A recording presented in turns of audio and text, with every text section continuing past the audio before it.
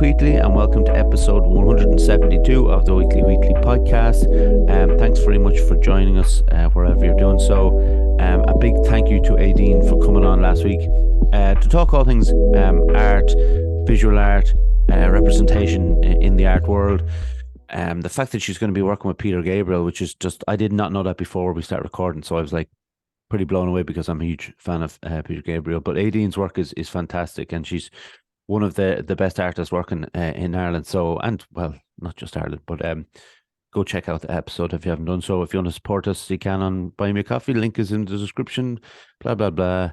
Still, I went from being embarrassed about talking about that to cringing when I talk about it. So the next step, who knows? But there it is. Anyway, let's go on to this week's guest. A three-time guest, right? So this is the fourth. I was working this out. So this is the fourth person that has made an episode onto a third episode. She is a hypnobirthing instructor, and her name is Nicola Glynn. How are you doing, Nicola?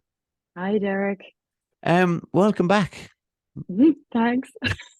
I don't know if it's a good thing or a bad thing that I'm the third person. I'm like, did I badger you that much the other time? Well, do you know what it is? I think everybody who's made the list of the three, who's got like three guests, has been on the quiz episodes. Yeah, so Okay.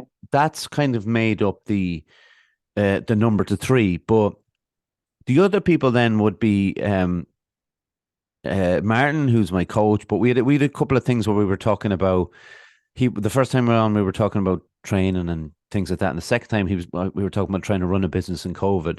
You know, and then my friend Josh has been on a number of times, and then Tracy, who you were on the quiz with, she hosted the 100th episode. So yeah, and now the fact that you have had a change in career, it seems like a perfect reason to bring you back on and figure out what the story is. Now we've already done the whole a short history of your upbringing and when did you first come here, mental health. So I think what we need to talk about first of all is how this change in this kind of switch in career has come about since the last time you were on. Yeah, so I suppose the first time I was on, we were talking about like my Instagram page at the Yeah. time, and it was all about like perinatal mental health, so minding your mental health during pregnancy. So it's more that kind of getting in even a step ahead than the postpartum part. So after I'd had my lad and then I became pregnant again. And I suppose this time around, I was like, right, I'm going to totally prepare myself. I'm much more aware this time around of how it can be, the pitfalls, the things to look out for. And then I was like, right, what else can I do to sort of prepare myself? And that's when I came across like the hypnobirthing world and read a book and was just hooked. And I was like, oh my God, I was like, why don't more people know about this? This makes so much sense. I was like, it just is logical. It maps onto the idea of labor and birth perfectly. So once I kind of did that, then I had my baby and kind of the idea of going back to work. And I suppose for me, my old job kind of always pulled me in two different directions after I had my first because I worked with 12 to 25 year olds. Mhm. So kind of what started niggling at me was that I was almost in my mind and in my sense, I was prioritizing other people's children over my own. And that really got to me. And then when I was like the thought of going back after Callum, I was like, God, I was like, so I'd have two kids that I'm trying to organize to like get looked after and pickups and drop offs, and I'm going and I'm sitting. Now I loved the work and everything, but I was like still that idea that like I'm doing all this work to get somebody else to look after my kids, and I'm going and I'm sitting and supporting Mhm. somebody else's child. So it kind of started to make sense to me. I was like, well, I really love hypnobirthing. I love the idea of it. I love the idea of women feeling empowered going into their labor and birth and feeling in control during their pregnancy. I was like, so what if I tried to get a job in this? And then I like looked around and I was like, so there are no jobs in this. So the next best thing, I was like, why don't I just create a job? So I was like, that's kind of where it started from. And then, of course, like this was all on my maternity leave. This was Mhm. actually while I was pregnant. Then, while I was on maternity, I was like, could I do this? Could I realistically do this? And like chatted it through my husband and stuff. And I was like, do you know what? I'll give it a go for like a year, 2 years. I'm qualified.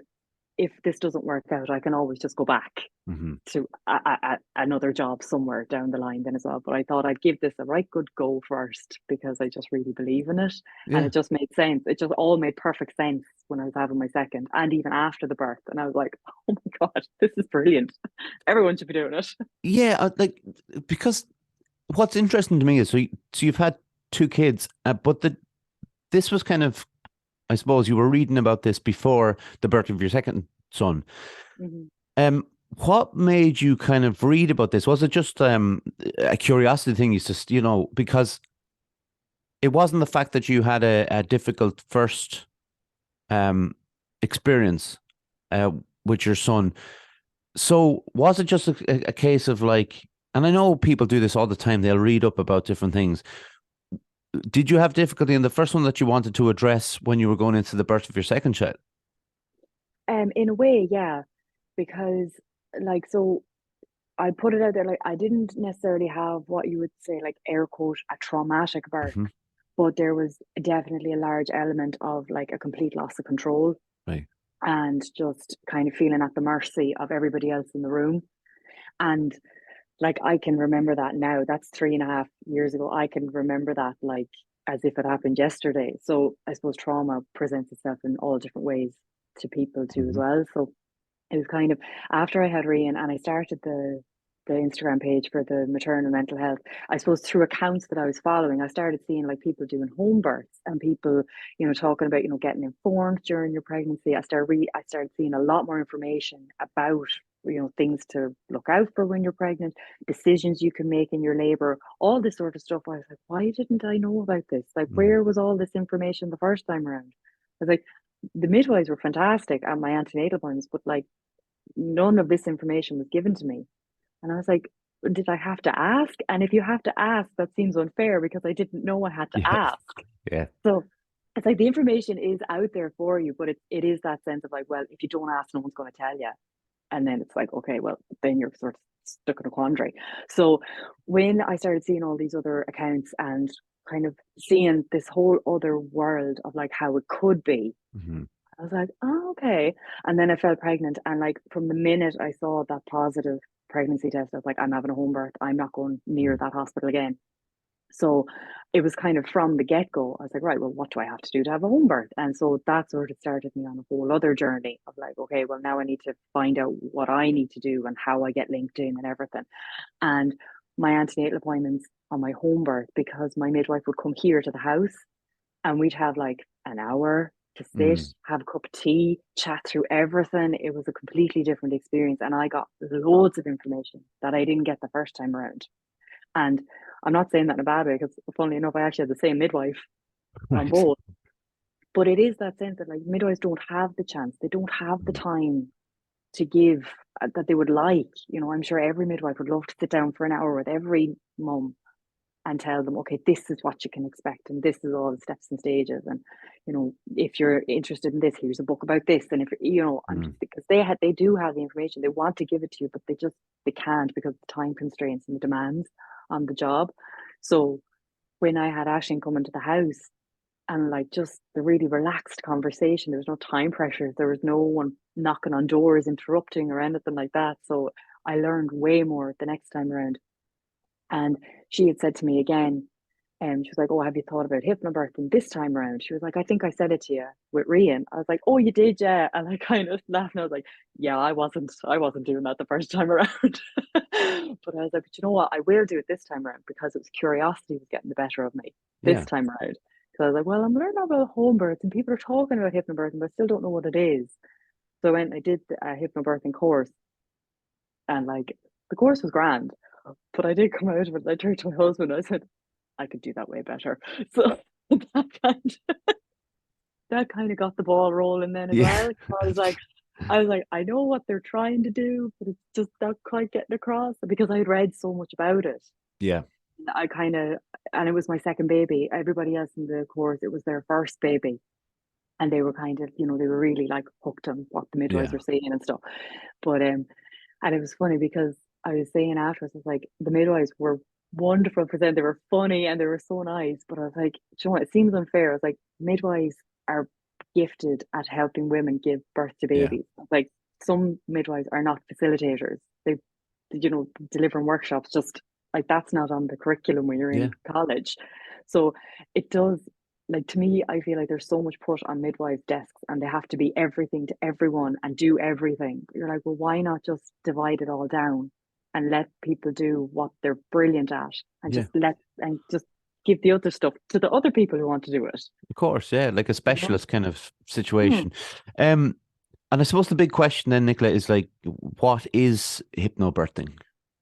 Yes, and as I was saying to you earlier, I was like, I actually wrote out an answer I like because it. I was like, because I just get a bit lost sometimes talking about it. So I was like, well, first off, hypnobirthing is a god awful term. It's the worst name they could give to it because it immediately turns people off. Yeah. And I say that because I was one of them.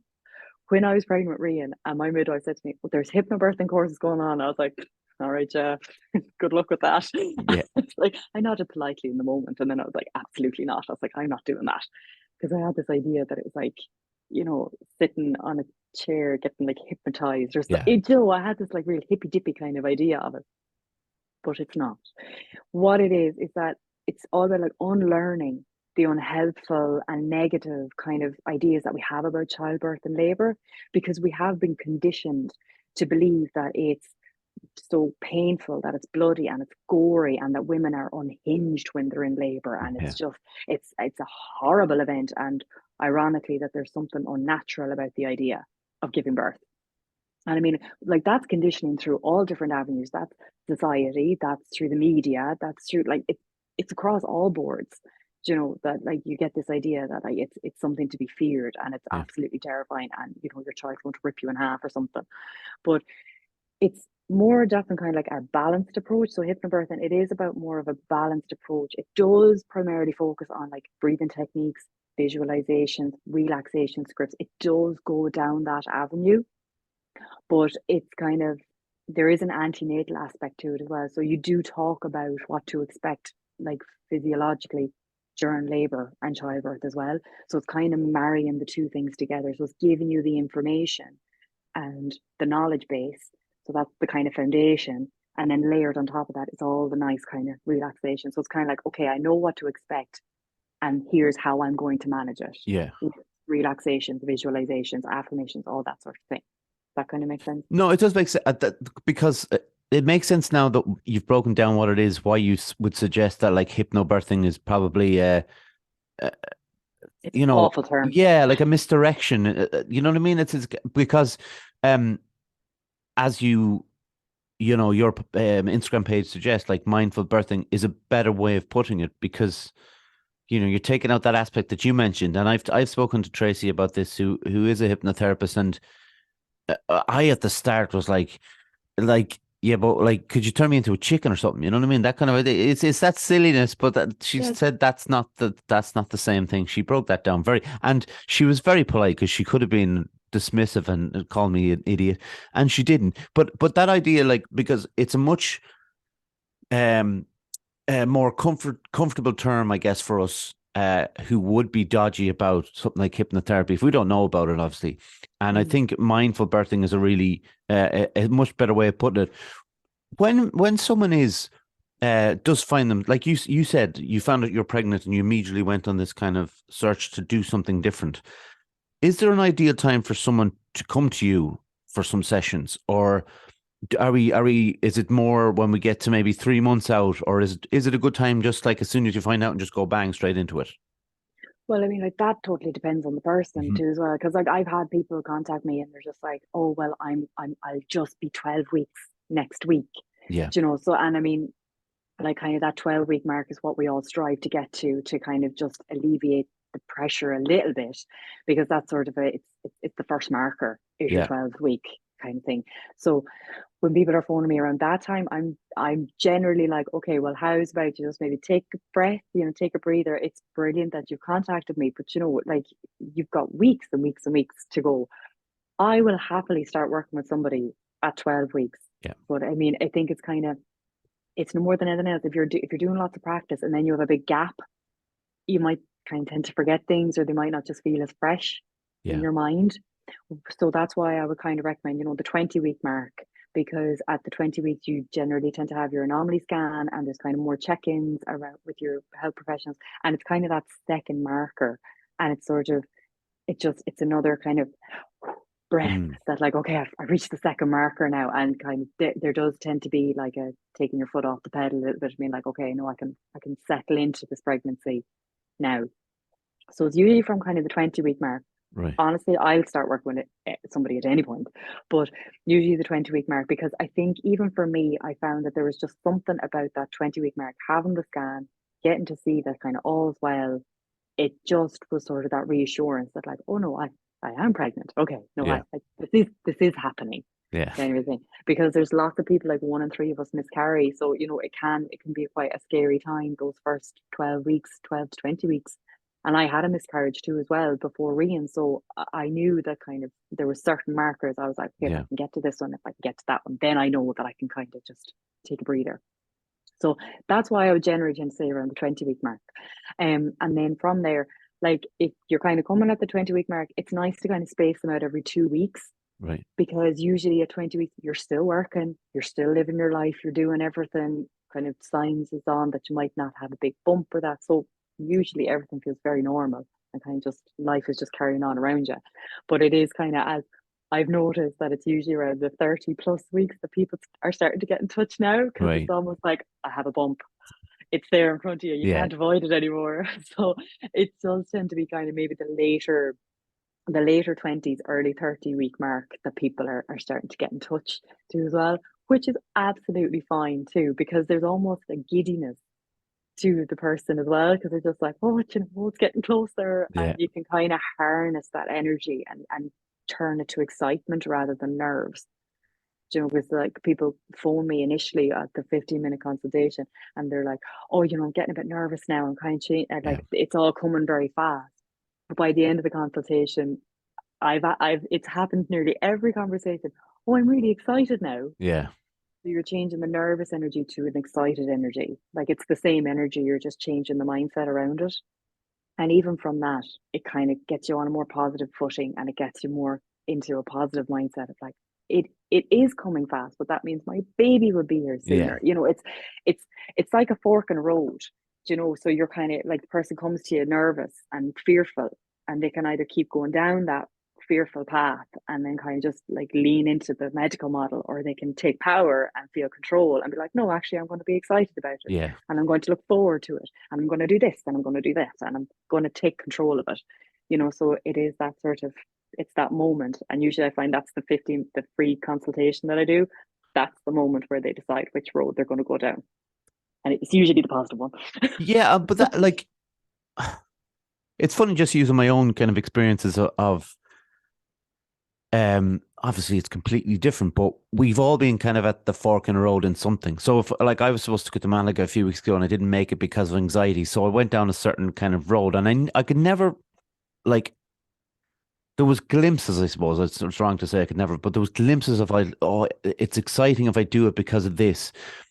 But there was nobody, I suppose, qualified or who could tap into that could kind of point me in the direction of, like, I was veering this way all the time, that anxiety. And I do think that's so important.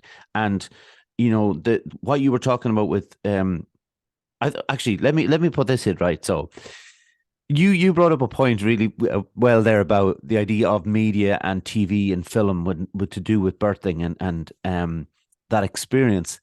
And I remember when I was quite young, like a 10 maybe, and I was watching an episode of Only Fools and Horses with my dad, and there's a scene where Del Boy's wife gives birth.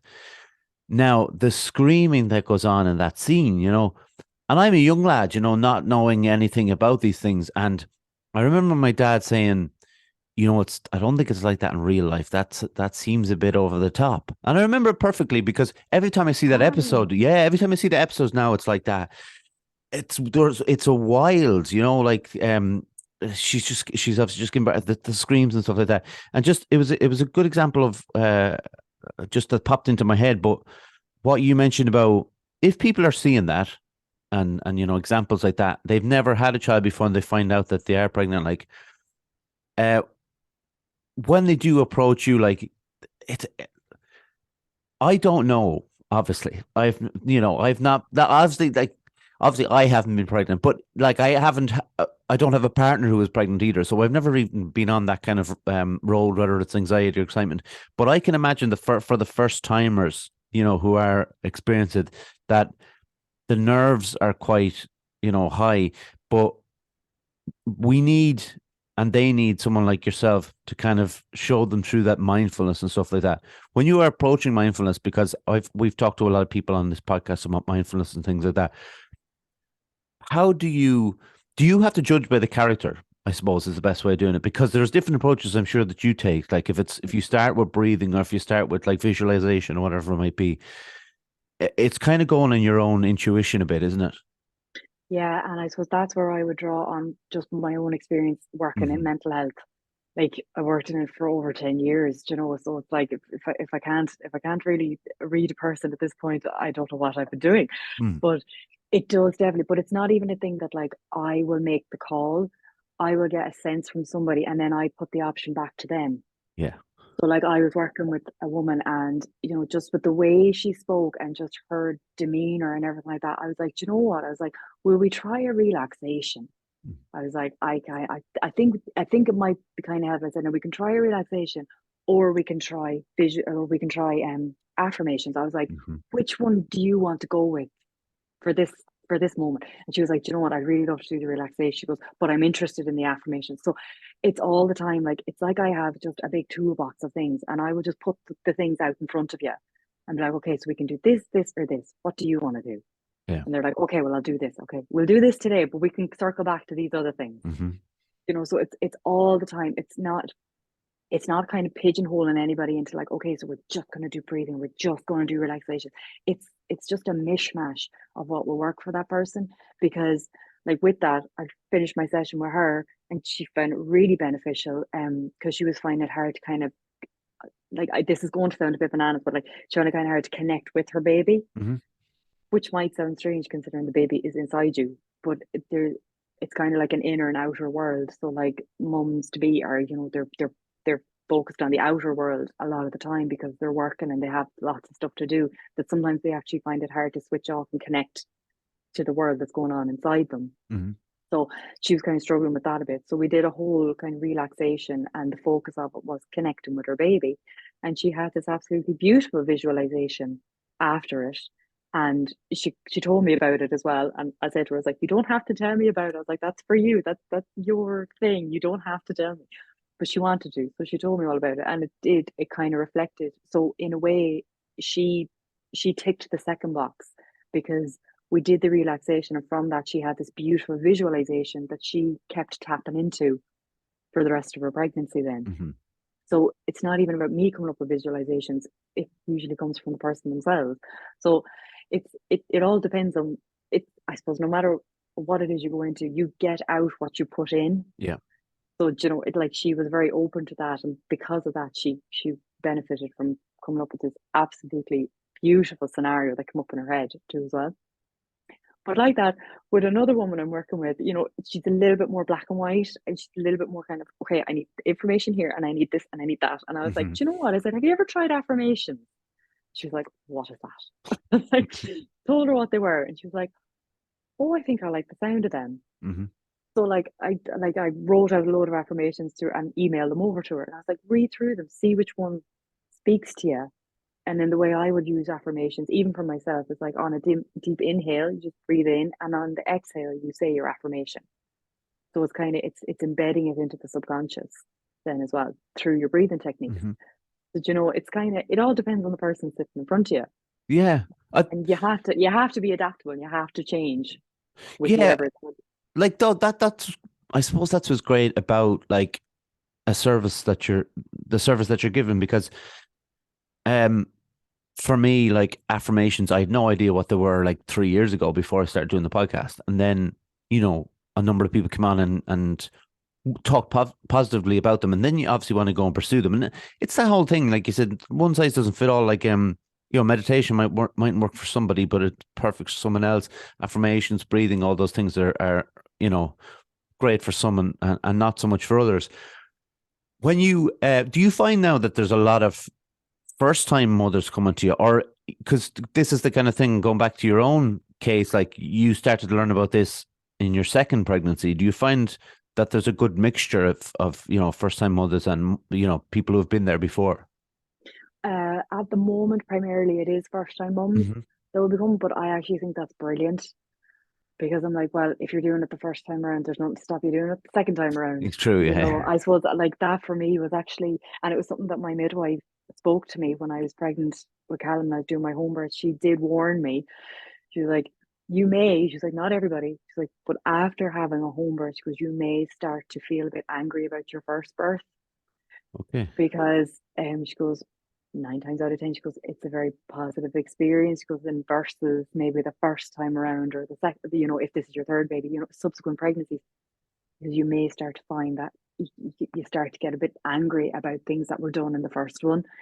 And I was like, oh, I said, that's really interesting. I was like, okay, I'll keep that in mind. And sure enough, afterward, I was like, well, the dirty rotten. And, I was like, I Yeah. was getting so mad about like all the things that were done in the first one, but I had to bring it back, Yeah. strange enough, to affirmations. I was like, I made the best decision I could in the moment that it was there. I trusted the professionals, or, you kind of have to sort of plumb yourself and kind of, be compassionate to yourself that you're just like, you didn't know then what you know Mm. now. So that's why I love working with first time moms because I'm just like, you don't know, but you're making steps to educate yourself. You're Yeah. making steps to put the power in your hands from the get go, from your very first pregnancy. Like that's huge. That's a very big, empowering thing to do as a first time mum. And it's actually a fantastic step into motherhood Yeah. because if you're willing to do this for yourself and your baby now, think how you're going to be when that baby is born and all the steps you're going to take to like make sure they're okay and you're okay and looking after you and looking after baby. So to me, it's a really positive sign seeing first time mums coming as well.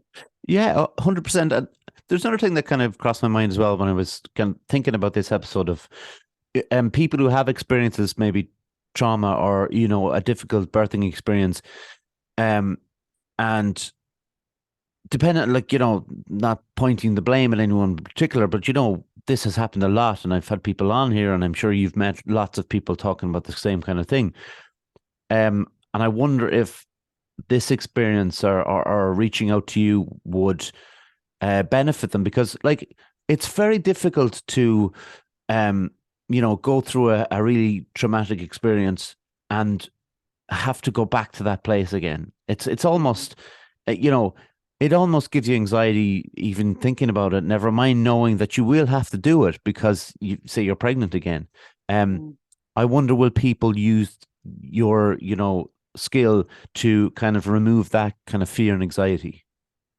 Well, I'd hope so because like I can absolutely work with people who have had traumatic Hmm. birth trauma too as well. I suppose for those who may be coming with that type of story to me, I would change the sessions again Yeah. and I would actually give space to kind of talk about it and sort of just get their perspective on it and hear the story behind it. Because once you hear the story, you can kind of pinpoint, okay, well, maybe this is where we need to focus our attention. So we'll say on a timeline, perhaps it was like, if they were in their, second stage of labor, that was when things started to go Mm. awry. You're just like, okay, well, I might focus in on what happens during the second stage of labor. I might start to talk about, physiologically what's happening in the second stage of labor, what to kind of be mindful for. It's sort of, it's again bringing it back to educating yourself Yeah. on what might be going on and what decisions you might want to make differently, how you do that in a safe way, how you do that in an informed way, and how you kind of, all the while trying to kind of maintain your calm Hmm. all throughout that. And it can be done. Like, I mean, as I say, thankfully I didn't have a massively traumatic birth, but that's not to say that there wasn't elements of it that I was terrified to go back Hmm. to the hospital and birth there again. So that's why I took the decision and I was like, no, I'm going to have full control over this as Yeah. much as I possibly can. Obviously, there's always a caveat that, you might have to be transferred. But in my head, I was like, I'm not being transferred. Yeah. It's not happening. So and when we stayed here and he was actually I gave birth to him right over there on the, on the floor. So But like for people who might know, sorry for interrupting, Nicola, but for people that, I suppose that would, because this is slightly away. Well, it's not actually, it's part of it as well, but doing something that you did with regards to like having a home birth, like, to make a big decision like that is one thing. Um, but clearly it was the right decision for you and it was something that worked for you. But obviously talking to your husband as well, that's a big conversation between two people. And I wonder just kind of your mindset going into it, because like, one thing you're not saying that like you didn't have a traumatic birth with your first child, but you were obviously pushed the other way through what you were researching and things like that. And obviously made the right decision. But at the time, you must have felt some sort of like nerves and stuff that there wasn't that clinical setting around you and all those doctors on hand if you needed them. It's so strange. I was the complete opposite. Oh, I was I was I was more calm because I oh, didn't have anyone around me. And it's so strange because like it's something that I talk about in sessions as well. Like for women to have a comfortable labor, it needs to be uninterrupted, it needs to be quiet, it needs to be safe, and it just needs to be undisturbed. hmm. Do you get any of that in hospital? No. Not usually. But that's, as I say, but I would always carry it. That's not to say that you can't have Yeah, a lovely birth in hospital. I have had plenty of people I've worked with and just people that I know who've had lovely births in yeah, hospital. Do you know?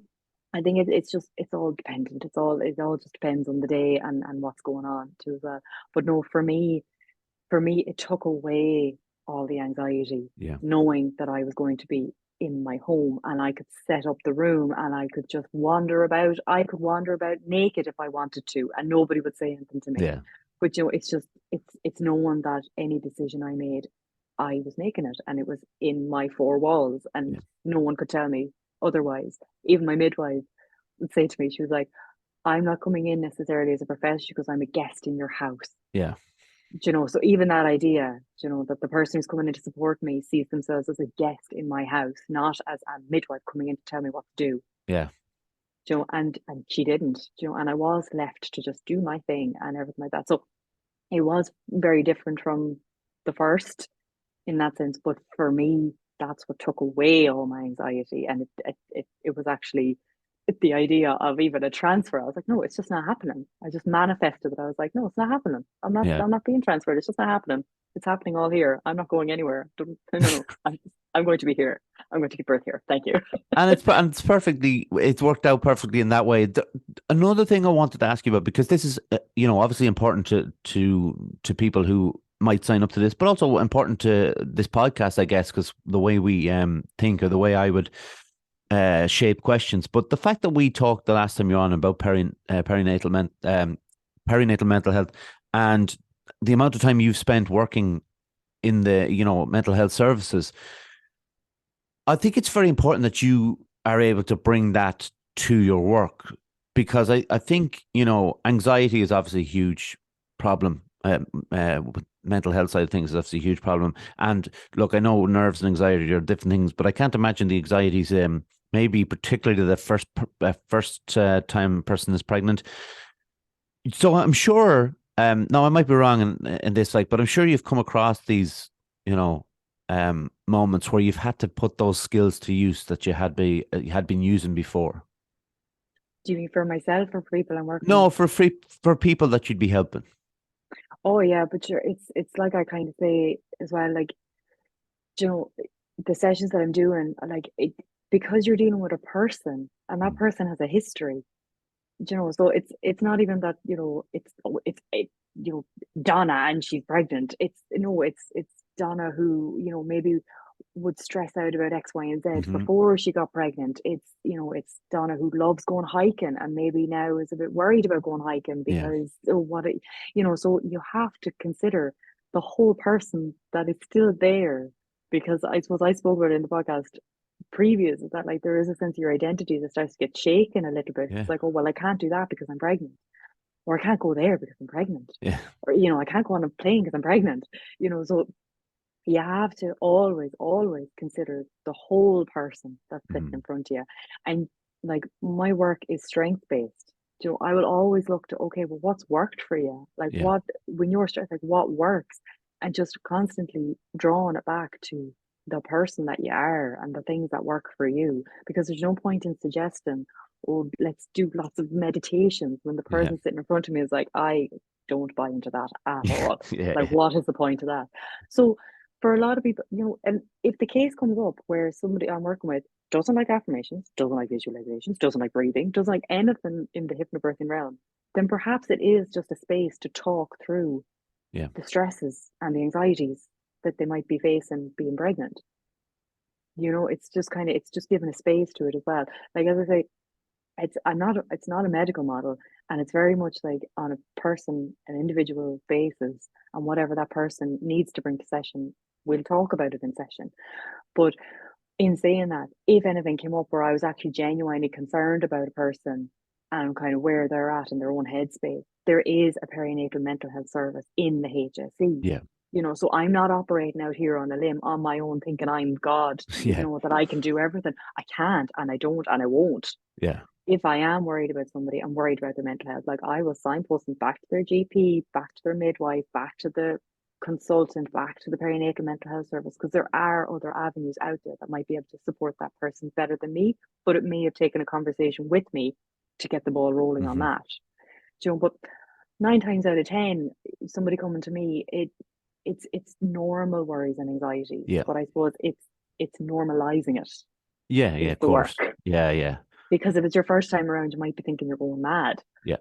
but you're not. It's all perfectly normal, but you might just need to have a more rational conversation about it and sort of just be like, it's okay. Yeah. I get that. And like when we talk about something like visualizations, because I get kind of caught up in this a little bit, I think, with visualizations like, and I know it's going to be different with each client that you're helping out, like, but this might sound like a silly question, but are you visualizing like the birth? Are you visualizing um something that you could, some skill that you could use, or something that you could see whilst you were giving birth, to think about something else, to visualize other things? And a second part of, I suppose, the question: if we visualize something else while we're giving birth, are we worried that we've missed something during the birth? You know what I mean? Those kind of moments and memories and things like that. Yeah. So the first part of that question, like, yes, a lot of visualizations would be around kind of, okay, well, like a way I put it out there is like, tell me what you see when you think of your labor and birth. Hmm. So that person will explain the scenario to me, and we might just work on the scenario that's in their mind, but start tweaking it and changing it and being like, okay, well, what if in this scenario where like lots of professionals are coming in on top of you and telling you what to do, what if your partner is in front of you and shoos them all away? Mm. So you're just copying and just editing and just deleting and putting in lots of different things that so the foundation is there. Like when you find out you're pregnant, you can't help it. You start visualizing your whole future. Yeah. You can't help it. It just happens. But I suppose it's using that to your advantage, because a lot of the time when we think about labor and birth, our mind will go to the media coverage. It will go to that scenario of like, oh God, sure, I'm going to die if I Mm. give birth. But it's not, it's pulling it back. I mean, like, okay, so walk me through exactly what's in your mind when you think about your labor and birth. Yeah. And then, like I say, we just kind of chop and change and edit and like pull people in that make that person feel safe, that they trust, kind of their birth partner is usually that first person then as well. If they want a parent, if they feel safe with their mum or their sister or their aunt or something like that, pull that person into as well. Yeah. Have them around you. So it's kind of just mixing it up and kind of changing it. And then actually for the birth part, I suppose it's trying to take a tiny leapfrog over the, quote unquote painful part and sort of considering, okay, yes, you do have to go through an uncomfortable part of labor, of course, Yeah. but think about what's going to happen. Visualize your baby in your arms. Visualize that baby coming out into the world. It's Mm. been inside you for 40 to 42 weeks, and the baby's coming out into the world. And that first little cry, and the first, you're trying to get them to see what all the work is for, Yeah. because you can kind of forget about it in the moment, and you're like, no, well, each surge that you have, baby is coming down, getting closer, Yeah. like everything is a step toward baby. So it's kind of, you're just trying to change the whole picture so that they can see every step and stage will lead to this whole new chapter. Yeah, I get You it, know? because I guess like it's, if you've got visualizations like I had of only fools and horses, it's not a fun, idea to be going and doing what No. you're doing. It's a tough challenge, or it's difficult to change kind of path, kind of career wise. How rewarding has it been for you? Oh, it's amazing. I love it. Yeah, I love it. It's not a million miles from what I did before. Like I'm all about pushing the comfort zones, but let's be honest, getting to an age now where I don't like to push them too much. fair. But like the work itself, like the one-on-one work is what I've been doing for years. So I'm so Yeah, used to that. But meeting people, I suppose it's just the same vein of like just empowering the person. yeah, I don't have all the answers. The person has all the answers. yeah, You're just there to kind of bring them out and support them and encourage them and like validate them and just, you can do this. I'm like, I feel like the coach on the sideline, like, you can do this, you know. But it's, and I suppose I worked with 12, 25-year-olds for years. hmm, And like I would have been talking to parents during all those years too as well. And like you can hear the worry in parents, that they're like, oh, I hope I'm doing the right thing, and oh, I don't know if I'm doing that. So I'm nearly going back in timelines. I'm just like, so I worked at 12, 25, now I'm going back again. I'm like, right, yeah, if we can get them in utero, I'm just like, we get them in there. I'm like, but I suppose the more you can empower a pregnant woman that she can do this and that she yeah, can look after her baby, it's a very great step into parenthood. And it sort of sets the foundation, sets the tone almost straight away, that like, hmm, but look what you did here. If you can do that, you can look after this baby, you can mother this baby, you can parent this baby. Of course you can. If you did all of this work and you did all of that, and so it's just that gentle encouragement all the time that like you can do this, because everything around you is telling you you can't. yeah, So including you have to yourself. absolutely Yeah, include yourself. And sure, 9 times out of 10, that's the one that's going to hit home when it comes from yeah. you. That's the one that's nearly going to be like, oh yeah, no, I really can't do this. Because you could have all the professions being like, no, no, no, you can't do this, you can't do this, and you'd be like, oh well, well, well. But then the minute you start to say to yourself, oh, maybe I can't. Yeah, it's that thing where when you're stuck in your own head and you have these kind of out there ideas that you would never dare even say to your parents or your partner or your brother, sisters, whatever it might be, but you'd say it to someone you didn't know, Yeah, and I suppose that this service is something that, like, is not out there enough, I guess, that people are able to go to yourself and say these things without fear of judgment, because you've worked it and you've probably heard these things before. heard So it all there, yeah, heard it this is all. heard it all at this stage. But like, it's encouraging, I guess, for people to know that there is that thing. It's like me going to see a therapist. When I went to see a therapist for the first time many years ago, after about 10 minutes, I realized, like, I can say pretty much anything now and not be judged because they've heard this stuff. And it was very, um, it opened me up a lot, obviously, not just like verbally and talking, but the fact that it kind of opened something in my chest. That anxiety kind of lifted a little bit, because I could say, listen, I'm really struggling with this because of this. And then they'd give some sort of an answer where I go, like you were just saying there, saying, well, you've been through this part.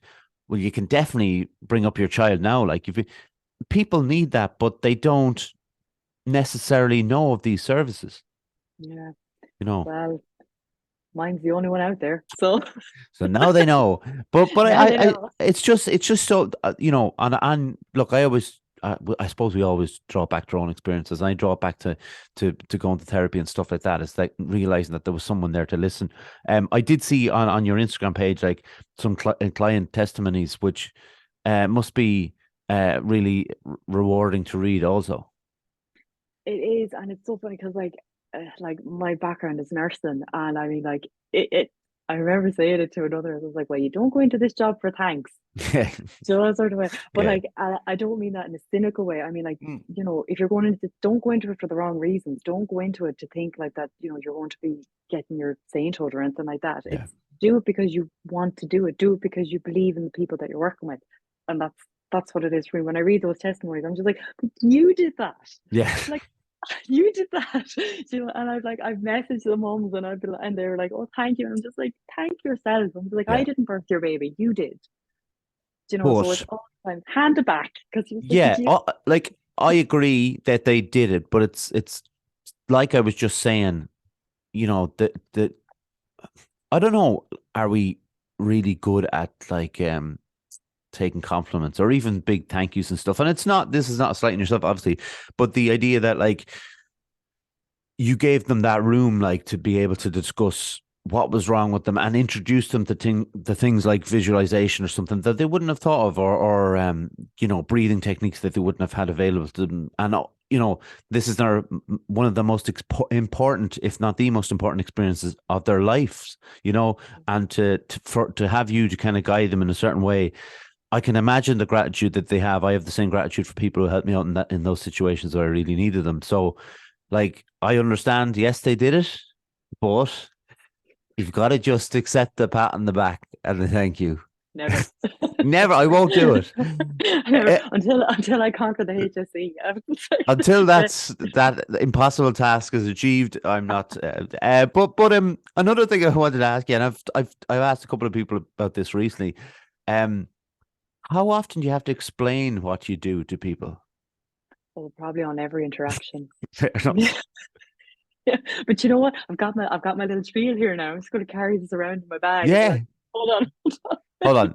This made sense in a podcast I did, so this is surely going to help. But it's like I love the fact that the first thing you kind of mentioned was the fact that you didn't think the term was very good anyway. So, even though I know, yeah, like it's it's not what it says. You know what I mean? It's like the opposite of Ronseal, that ad, whatever that And Ronseal. that's it. Yeah, Yeah, yeah, it does exactly what it says in the tin. But it's and that's the thing. I do what I even find that sometimes like when I say, oh, I have my own business, and they're like, oh, what do you do? I'm like, well, I work for pregnant women. They're like, oh, like a midwife. I'm like, no, not like a midwife. Oh, like no, no, not like that. I yeah, have to try and explain. And then I'm like, so I do like mindful birthing, and then like you get the little head tilt. Like the yeah, dog yeah, yeah, that hears the yeah, noise, the head tilt, and yeah. the squinty eyes, and it's like, oh, okay. Then you're like, okay, forget it.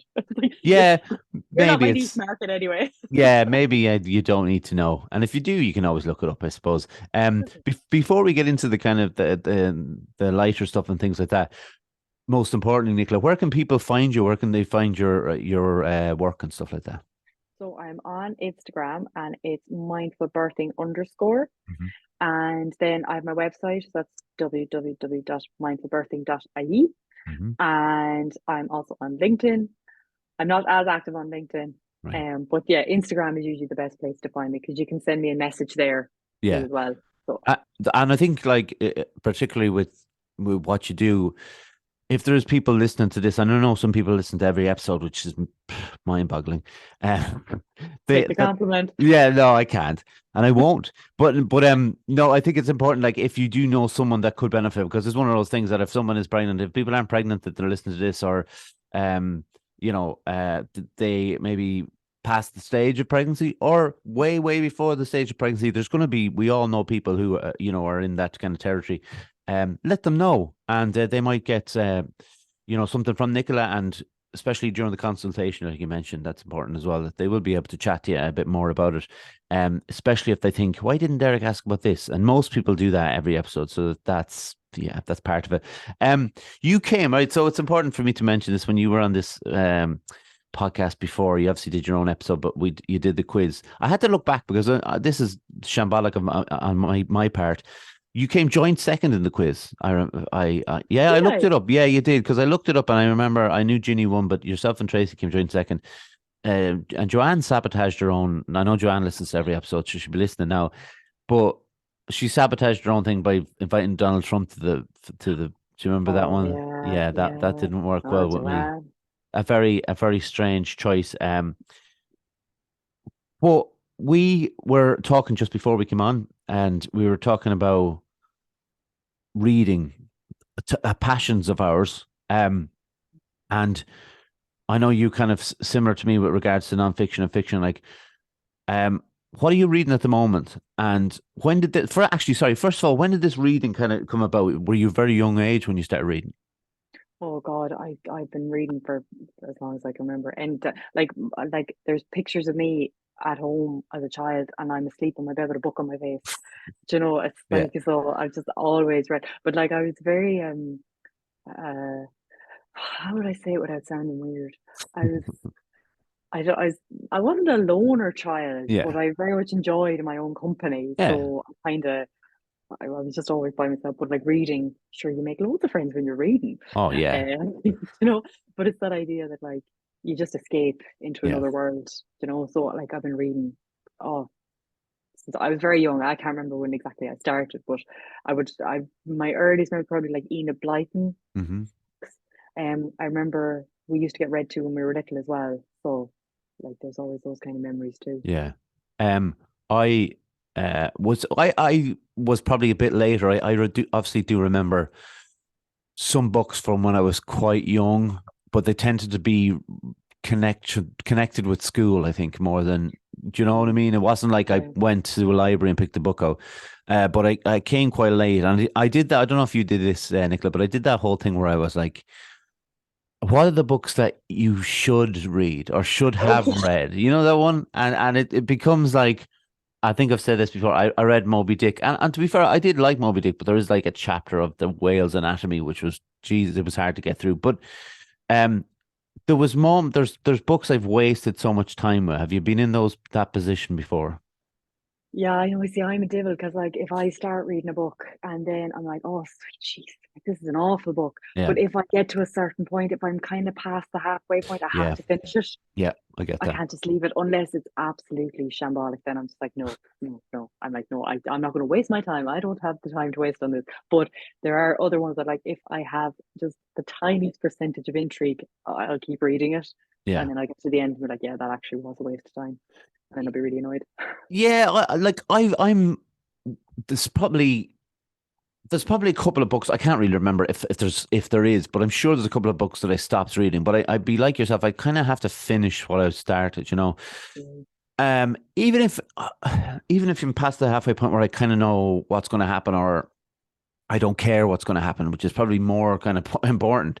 That I keep going, and I remember reading. I think that I don't. It's not the worst book I've ever read because it's very well written, but I remember it being the most disappointing and the most infuriating was Midnight's Children by Salman Rushdie.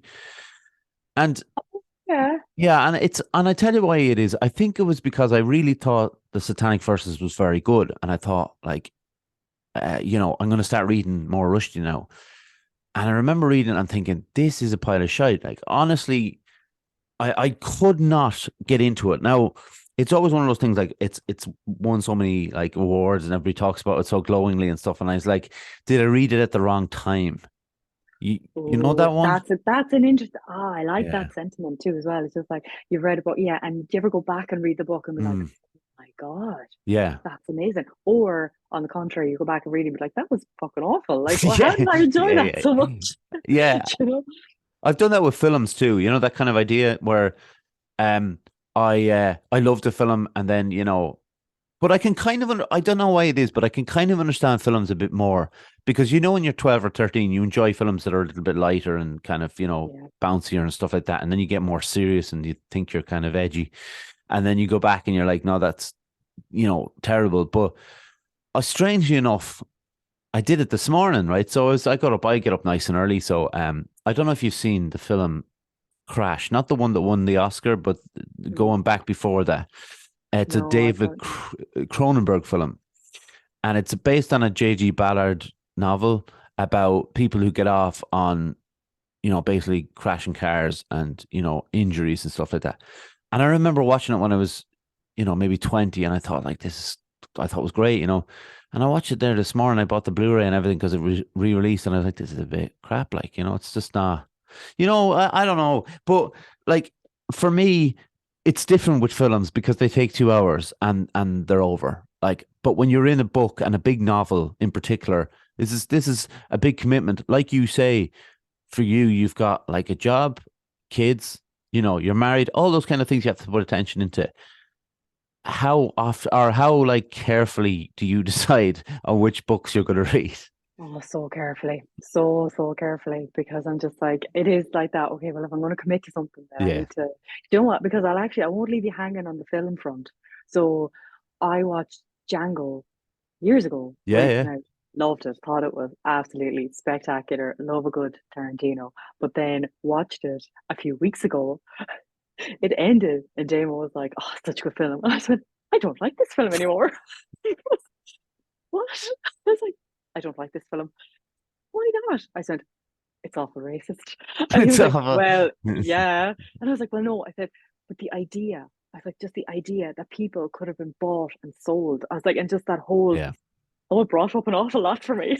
yeah, Like I could feel like the bottom lip going. I was like, it's just awful. I was like, they were humans. They're humans the same as yeah, us. And they were bought, they were sold, they had no respect, they were beaten, everything. I was like, slavery, it's fucking awful. I was like, and then he made a film about it. Annoyed. And I was like, I don't like that film anymore now.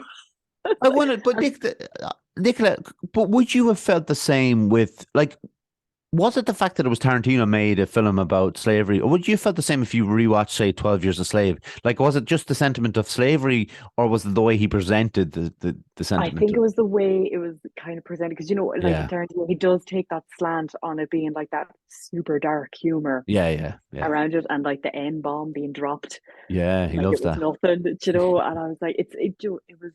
I suppose it depends. It's border like kind of offensive. Well, like it is offensive, but I know that in a way, like he put it out. It was like, it's, take it as it is. It's Yeah, his slant and it's his kind of thing. But I was like, no, it's actually, I actually found it just a bit too offensive this time around. And I was like, no, you can't treat people like that. You yeah, can't. yeah, Not this day and age anyway. But yeah, it was. And I think, like, no, I think if I watched 12 Years a Slave again, I'd say I'd just be a ball in the corner, just crying, holding my children, being like, the world is yeah. okay. I It's not mean that that bad. it's funny. Like I haven't rewatched Django, and I'd be interested to watch. I probably will watch it again now that you mentioned it because I did like it when I saw it. I didn't think it was like top tier Tarantino, but I liked it. Um, 12 Years a Slave obviously hits a lot harder. Uh, it's not supposed to be. They're not supposed to be like equivalent of each other. But I do think that like um those emotional responses that we have to films and books like that, I guess, are what keep us coming back, even if we're repelled by the subject matter, it keeps us coming back to it. Um, Mm, Whether it's knowing that Tarantino's going to make another film and drop the N bomb for no reason 150 times, yeah. you'll come back because you're emotionally tied to some directors, you're emotionally tied to some writers, but you're also just emotionally tied to stories.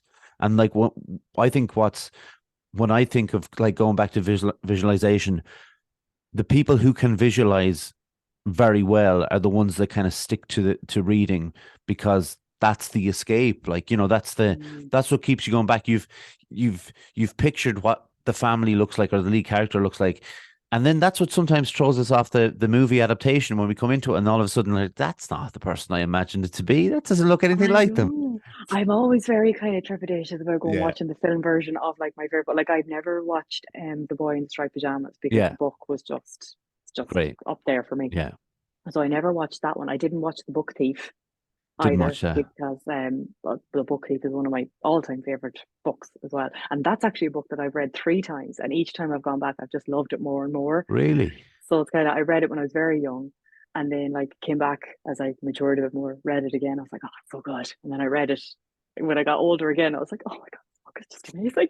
So I think it just speaks to you at different ages, depending on what's going on. Well, obviously that just makes sense though, doesn't it? If something's going to speak to you, depending on what's going on in your life. Yeah. No, like it definitely makes sense, but I just that there's a comforting feeling going back to these books that we've read, and it goes back to also. Well, I imagine I was talking to someone about this the other day, and I was talking about To Kill a Mockingbird as my favorite Oh, book. It's amazing. I've never read a better book than that. And when I was in school, we had a teacher, and he Mr. Carberry, and he would do the accents. Oh, Yeah, and we were like, I don't know, I was maybe in like transition year, maybe at the time, or maybe actually in third year. But he'd do the accents. I'd never heard him do the accents before and anything. Well, maybe he never went through a book with us. So he was doing these kind of southern accents. They were probably terrible, but at the time they were really engrossing, like, really into them. And I was thinking to myself, I wonder, does he do any other accents? And then he read I can never remember the name of the English playwright, but it's a book about Liverpool, a tour of Liverpool, and he did the Liverpudlian accents, like, so he was loved it, like he was so Oh good at wow. that kind of. But that when I read it now, I've like you said about the book, Chief, I've read it about 4 or 5 times maybe, and it just gets better with as I grow older. Um, because of the quality of the book, but I also like to imagine it's because of going back to those memories of first reading it and having the impact it did on me, do you know? Yeah. Well, do you know what? To Kill a Mockingbird is one I should go back and read. I actually read To Kill a Mockingbird when I was in primary school Oh, because my brother, I think it was Paddy, was doing it in school and he had to read it for school in secondary. And then great. he finished it and he was like, yeah, it's a good book. And I was like, can I read it? He was like, yeah, go on, read it. So I read it when I was in primary. They were studying it in secondary. And it's like, That's 'cause I'm a nerd. yes. But I will say for that book, it was not a disappointment when I watched the film adaptation. I actually thought it was great. Gregory Peck, No. and I just That's yeah, but like, but that's I suppose that was made in a time when they probably stayed so close to the book, yeah, they had more you know. respect for the book. I think, Mm, you know, I think a lot of times what happens is when I see a film adaptation of a book I've read or a book I've liked or loved, I always think to myself, a director or the screenwriter goes into it thinking, is this enough? Or do I need mm, to punch it up? And normally they don't need to, and they shouldn't, but it happens that they do. And I think that's why there's so few movie adaptations where I'm like, and that's why they're never better than the book, because it doesn't quite, hold on to what's important to the book. And mm. I'm glad we got into this very deep conversation about books and films and movie I adaptations. never get to talk about books with people. So it's No, I like, know. Do you know? I don't either. No, I do. My mom is pretty good with books, but I love just you contact me on Instagram actually when you saw a couple of books that I was reading as well, and I love that kind of interaction because most of the time I put it up there and there's no nobody cares. But I look fair enough. That's but when someone kind of gets back to me and says, "Oh yeah, let me know what you think of it," you're like, "Oh yeah," it gives you like you get a bit of a kick. I know there was one I was reading recently. Was it they're making it into a TV or a film? Clara, what's it called? I fucking knew they'd do that. I read this book Yeah. and I was like, do you know what? I was like, it's a shite book, but I bet you they'll make a film out of it. They'll do something with it. Yeah, I was enjoying it. Remember, I said it to you about. I think it was about Mm, halfway through when you contacted me, and I was about halfway through it. And Ishiguro it's the writer, isn't it? mhm. He or sorry, I was halfway through and I was kind of liking it, but then it kind of fell off. And about 2 days later, I found out. I don't know if it's a TV series or a film, but they're making it into something. Which is, have you seen After Yang? No, that is it's time. Give me Yeah, time. no, And but I it was one of these because that's what Colin Farrell, isn't it? yeah, and it's And I read it and I was like, for a split second, I was like, wait, is that Clara and the Sun? And then I was like, oh no, no, this seems a bit different. But I was yeah. like, oh, I'd actually love to watch that. But I know that it's one that I'd like to watch. I don't think Dame would like to watch it. So I'm like, oh, then I need space to watch it by myself. And that doesn't Yeah. happen. So, And I would like the thing I'd say about I read the story as well, and I had the writer on the podcast actually, the dude who wrote it. He was great, and he was talking about like because I wanted to ask him about the film as well, but he thought he was down on set and he loved it, and I had only just seen it before I started speaking to him. Alexander Weinstein is the name of the writer, but um I thought it was like I like when I read the Clara one, I was like, but they've done this. It's been done. What are you like? It's so After Yang is honestly, it's so good and it's so good. It's so in tune with the short story and there's so much like cool production design in it. And Colin Farrell is great. He's been on the role recently, and yeah, it's just mm, one of those ones where I think they've done that film already. It doesn't need to be done again. yeah. But I suppose it's kind of in keeping with like, AI and Yeah, the way the world is going at the minute too as well. So that's when I was reading it, I was like, I could totally see them like milking this for yeah, just this time in the world when like we're so reliant on technology and stuff yeah, too as well. Like, But thank God you said that because I read it and I finished it and I literally like I finished it and then I opened the back page again and I like flipped back and I was like, did I miss something? yeah. I mean, I was like, surely, I was like leafing through the book. I was like, did I? And I just threw it down on the locker and Jim was like, you okay? I was like, that's shite. I was like, fucking raging now, so I am. Went to bed yeah. very angry. I love the emotional responses as well because I get like that as well. I think, what? You know, like get it as if the writer's beside me and I'm like giving them a piece of my mind or something like that. But Yeah. listen, Nicola, it's been, as I knew it would be, a joy chatting to you. Oh, bless you. No, it's lovely. You make it so easy. Ah, stop it. It's just it's all it's only two people talking to each other. It's grand. No, it has to be back and forth. Do you know what I mean? So Yeah. and I knew it's also very easy when you've spoken to the person before. There's no there's no nerves, you know, because I get nerves before every podcast, you know. But when I've had the person on before, it's you can just relax a little bit because you know Yeah. there's always worry that if this person is going, what if they're not very responsive, or you know, because that can Mm. happen too. Um, Nicola, if you don't mind, stick around for 1 minute. We'll do the sign off and then get the photo, and we'll Oh, be yes. very important. Yes. Yes, fix the hair. Yeah, very good.